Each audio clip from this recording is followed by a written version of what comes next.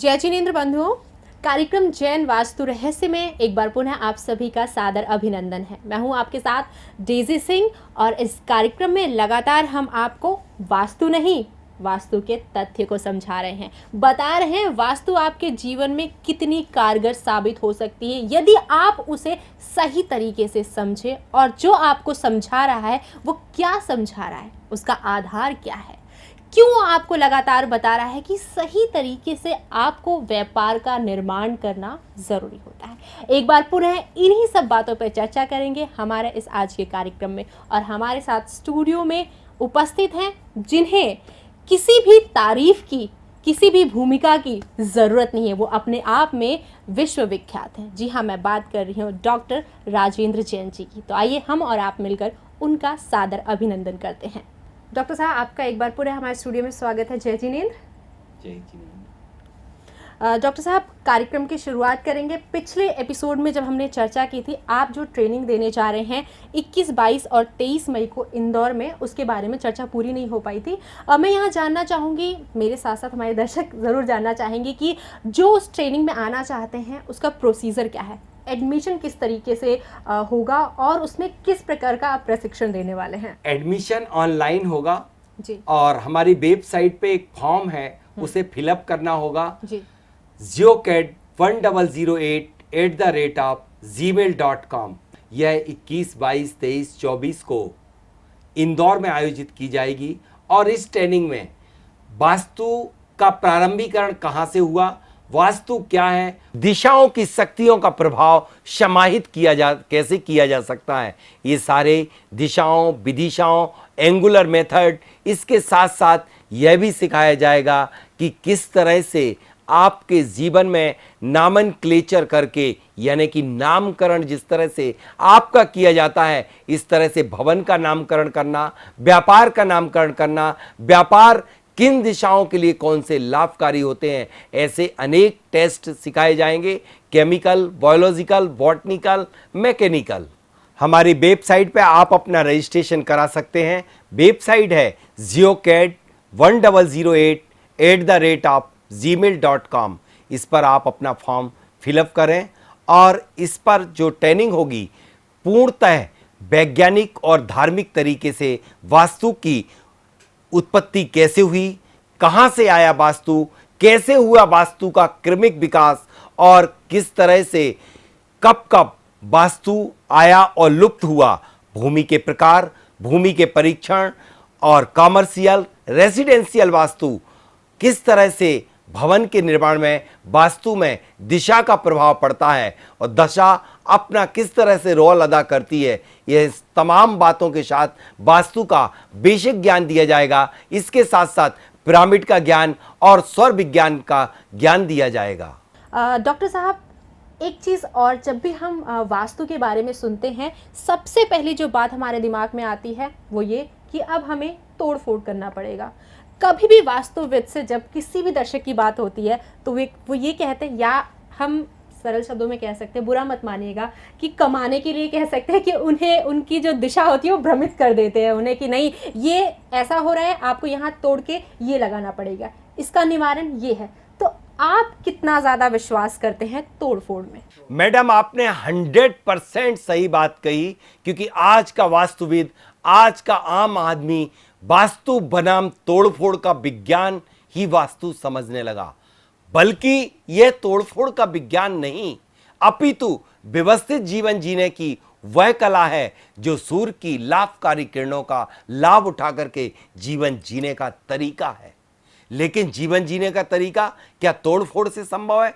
कदापि नहीं। आज लेकिन लोभी वास्तुविदों ने हर घर में घुस करके सिर्फ तोड़फोड़ करवा दी।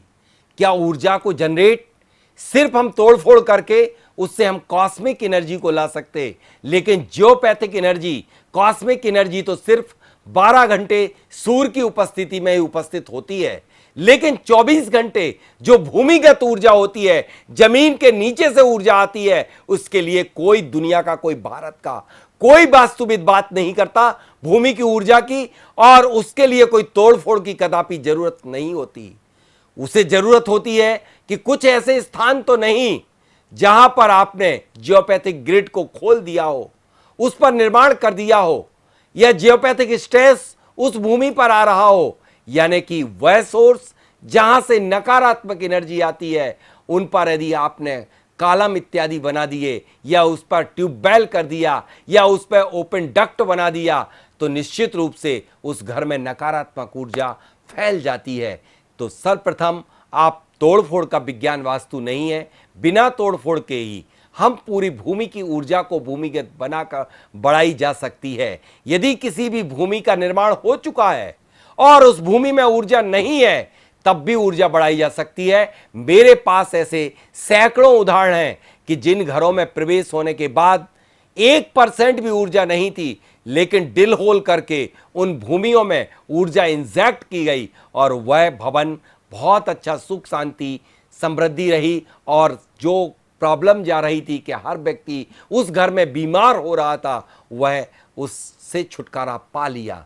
इस तरह से ऐसे अनेक व्यापार थे जिन पर फैक्ट्रियों का निर्माण हुआ और उन पर भी एनर्जी नहीं थी, दिशागत पूरी तरह से सही बनाए गए थे, लेकिन जैसे ही एनर्जी को बूस्टअप किया गया, एनर्जी को उस भूमि में बढ़ाया गया, लेकिन कोई तोड़फोड़ करने की जरूरत नहीं पड़ी। जमीन के अंदर मैंने कुछ भी नहीं किया। 32 जोनों में 32 नंदावर्त को उनके अकॉर्डिंग विधिवत तरीके से उनमें पुट कर दिए गए, डाल दिए गए, और उसमें एक अलौकिक ऊर्जा क्रिएट हुई और उसके कारण वह फैक्ट्री चल पड़ी। इस तरह से सिर्फ तोड़फोड़ करके ही वास्तु को संतुलित नहीं, बल्कि मैं तो यूं कहूंगा कि आज के जो वास्तुविद तोड़फोड़ करा रहे हैं, उससे पूरी की पूरी वास्तु का संतुलन बिगड़ जाता है। तो कह सकते हैं कि यहाँ पर जो आपने बातें बताई है, अगर थोड़ी सी भी जागरूकता हो तो समस्या यदि एक को हो, समाधान सभी को मिल जाएगा। जी हाँ, यही तो हमारा उद्देश्य है कि डॉक्टर साहब को, जिन्हें हम भूवैज्ञानिक के तौर पे भी जानते हैं, वो आपकी समस्याओं को दूर कर रहे हैं। डॉक्टर साहब, ये तो आपने बहुत सरलता के साथ सारी चीज़ें समझा दी यहाँ पर, किस तरीके से हम नेगेटिव एनर्जी को पॉजिटिविटी में कन्वर्ट कर सकते हैं। बस थोड़ी थोड़ी बातों का ध्यान रखना चाहिए। लेकिन जब हम फैक्ट्री की बात करते हैं, फैक्ट्री की जब भी बात करते हैं तो बात आती है लेबर की। लेकिन उस वक्त उस फैक्ट्री का, उस कंपनी का नुकसान ज़्यादा होने लग जाता है जब उसके लेबर उसे छोड़ के चले जाते हैं। यहाँ पर जानना चाहूँगी कि एक व्यक्ति किसी कंपनी को छोड़ के जा रहा है, तो क्या उसमें भी वास्तु का दोष है? निस्संदेह मेरे पास पीथमपुर इंदौर के ऐसे अनेक एग्जाम्पल हैं। कुछ फैक्ट्री, एक पीथमपुर पॉलीमर थी, उसमें सारे लेबर सिर्फ ज़्यादा से ज़्यादा 1 माह के 2 माह के बाद सब छोड़ के चले जाते थे। मैं नाम सहित नाम ले रहा हूं। और जैसे ही उन सब लेबर का स्थान जहां होना चाहिए साउथ ईस्ट में, जैसे ही लेबर, चूंकि लेबर अग्नि तत्व का है, अग्नि तत्व मतलब साउथ ईस्ट में होता है, जैसे ही साउथ ईस्ट में सभी को शिफ्ट किया गया और उस दिन से एक भी लेबर भागना बंद हो गया और सारे लेबर स्टेबल हो गए। इसलिए कभी भी इन सारी चीज़ों पर बहुत बड़ा प्रभाव पड़ता है जब आयुर्वेद ही मानता है कि ये वात का स्थान है, ये पित्त का है, ये कफ का है। जहां हम दूसरी तरफ देखते हैं, जो ज्योतिषाचार्य भी मानते हैं कि यह दिशा इस ग्रह की है, उस दिशा। इस तरह से हर दिशा का अपना प्रभाव पड़ता है, हर दिशा का अपना ऊर्जा पुंज होता है, हर दिशा के अपने कार्य होते हैं और उस दिशा के अनुसार हमें कार्य संपन्न करना चाहिए। इसका नाम ही वास्तु है। लेकिन सर, यहाँ पर तो जब भी हम वास्तु की बात करते हैं तो हमारे दिमाग में यही बात चलती है कि जब हम भूमि से रिलेटेड या घर का निर्माण कर रहे हैं तब हमें वास्तु के अकॉर्डिंग चलना चाहिए। लेकिन क्या मानव रिलेशन जो होता है कि एक एम्प्लॉय और बॉस का जो रिलेशनशिप है, उसमें भी वास्तु कारगर होता है? यह भी बड़ा दिलचस्प प्रश्न है और बहुत बढ़िया है। यदि किसी ने बहुत बढ़िया वास्तु बनाई है, लेकिन लेबर का भी सही एम्प्लॉय का स्थान दिया है, लेकिन पर्टिकुलर कुछ लेबर भाग जाते हैं, ऐसा क्यों? जब वहां पाया, इन डाटा को कलेक्ट किया गया, जैसे मैं मालिक हूं, मेरा नाम राजेंद्र है, मेरी राशि तुला है और मैं अपनी राशि से चौथी, 8वीं, 12वीं राशि के जो भी एम्प्लॉय आएंगे वो मेरे से मित्रगत नहीं रह पाएंगे, वो शत्रुगत रहेंगे। इस तरह से हर व्यक्ति के लिए एक लेबर जो आपके यहाँ नहीं टिकता, दूसरे के यहाँ तो जाकर के सेट होता ही है ना। उसके तो स्थायी रूप से काम करता है, ये नहीं कि उसका भाग्य। बल्कि कुछ लोगों को जिस तरह से कोई रंग सूट नहीं होते, कुछ लोगों को जिस तरह से खट्टा मीठा सूट नहीं होता है, ठीक इसी तरह से कुछ राशियां कुछ राशि के साथ सेट नहीं होती। इसलिए अपनी राशि से चौथा, आठवां, 12वां चंद्रमा जब पड़ता हो, उन एम्प्लाई को अपने साथ नहीं रखना चाहिए या पार्टनर भी नहीं बनाना चाहिए। अपने साथ यदि आप पार्टनर भी बनाएंगे और आपको अपनी फैक्ट्री का बल्कि नामनक्लेचर करें, नामकरण करें, तो वह भी नहीं करना चाहिए, वरना वह फैक्ट्री के नाम को अपनी ऊंचाइयों पर नहीं पहुंचा पाते हैं। यहाँ पर आपने डॉक्टर साहब नामीकरण का बात किया है, तो नामीकरण किस तरीके से, क्या हम ये माने कि वास्तु जो है नामीकरण के लिए भी कारगर साबित होता है? निस्संदेह होता है नामकरण। पहले जो नामकरण किए जाते थे, जैसे किसी राजा के यहाँ, किसी के यहाँ जो पुत्र रत्न पुत्री रत्न प्राप्त होती थी, तो पुरोहित राजगुरु आता था। राजगुरु आकर के उसकी राशि के अकॉर्डिंग नाम रखता था। यदि राशि के अनुसार नहीं रखना है, तब उसकी मित्रगत राशि के रखे जाते थे। ठीक यही परंपरा आपके व्यापार के नाम में भी होती है। डॉक्टर साहब, कई बार देखा जाता है एक व्यापार रंग को राजा बना देता है और राजा को रंग बना देता है।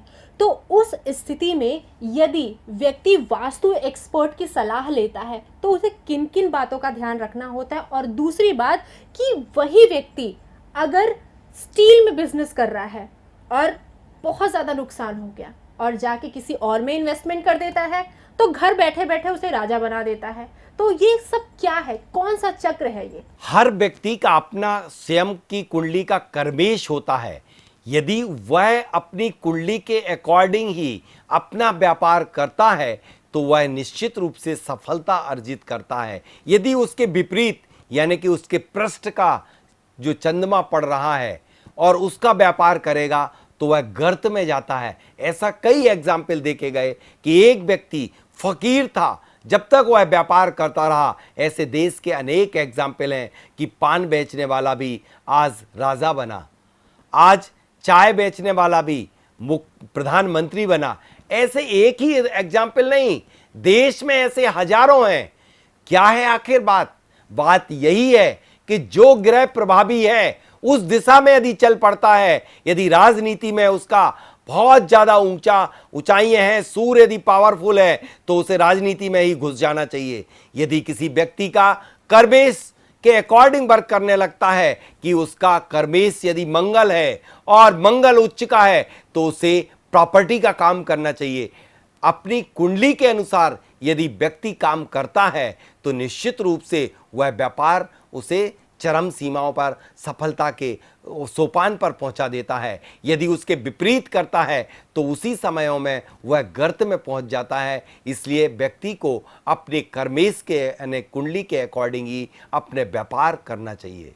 सर, जब आप इस प्रश्न का उत्तर दे रहे थे, मैं तो शॉक थी। आई एम श्योर हमारे दर्शक भी बहुत शॉक्ड होंगे, क्योंकि मैंने तो वास्तु से संबंधित आपसे प्रश्न पूछा था, आपने यहाँ पर ज्योतिष के संबंधित उत्तर दे दिया। तो क्या यहाँ ये कहना गलत नहीं होगा कि वास्तु और ज्योतिष एक साथ कार्य करते हैं?